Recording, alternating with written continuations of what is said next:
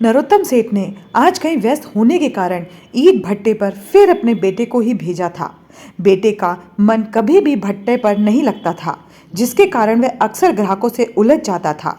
जबकि नरोत्तम सेठ चाहते थे कि अब वह अपना अधिक से अधिक समय भट्टे पर ही दे, जिससे वह अपने पुश्तैनी व्यवसाय में दक्ष हो सके।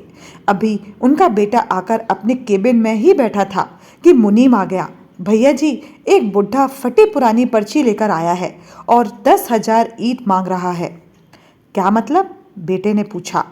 कह रहा है कि सन 1968 में 15,000 रुपए के भाव से उसने 10,000 ईंट का दाम 150 रुपए जमा किए थे, जो आज लेने आया है। दिमाग खराब है उसका?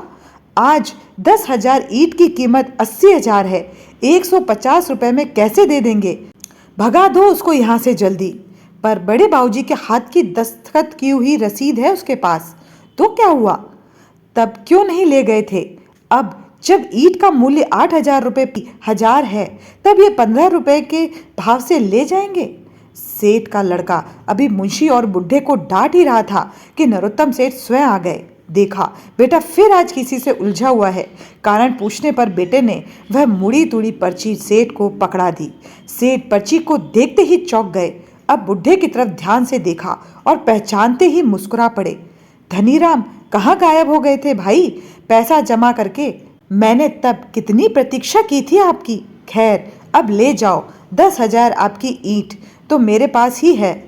पापा, 80,000 ईंट का 150 रुपए में कैसे संभव है? बेटे ने कहा। बेटा, जब इन्होंने पैसा जमा किया था तब वही भाव था। सन 68 से इनका भी तो 150 रुपए इस ईंट भट्टे में लगा हुआ है, जिसके कारण हम अपने इस व्यवसाय को इतना बढ़ा सके। उस 150 रुपए की पूंजी का लाभ लगातार सन 68 से आप खा रहे हो। 80,000 से बहुत ज़्यादा का खा चुके हम। मेरे हाथ की रसीद लिए है ये। मुझे याद है, तब मैंने अपने पिताजी के साथ इस भट्टे पर आना शुरू किया था। यह मेरा ही उम्र के हैं शायद। जब मैंने यह रसीद काट कर उन्हें दी थी तो इन्होंने हंसकर कहा था, अगर रसीद गायब हो गई तो क्या होगा? तब मेरे पिताजी ने इन्हें जो जवाब दिया था वह मुझे आज भी याद है।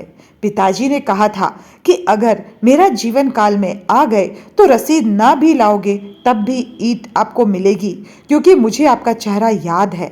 लेकिन जहाँ तक रसीद की बात है, तो अगर आप इसे रखें गए तो मेरे ना रहने के बाद भी आपको ईंट मिलेगी, क्योंकि बेईमानी ना मुझ में है और ना ही मेरे खून में। इतना कहकर सेठ ने 10,000 ईंट बुढ़े के यहाँ पहुँचाने के लिए मुंशी को आदेशित कर दिया और अपने बेटे के कंधे पर अपना हाथ रखकर बोला, बेटा, तुम्हारे साथ परिस्थितियाँ चाहे कितनी भी प्रतिकूल हो, लेकिन ईमानदारी का पथ कभी न छोड़ना।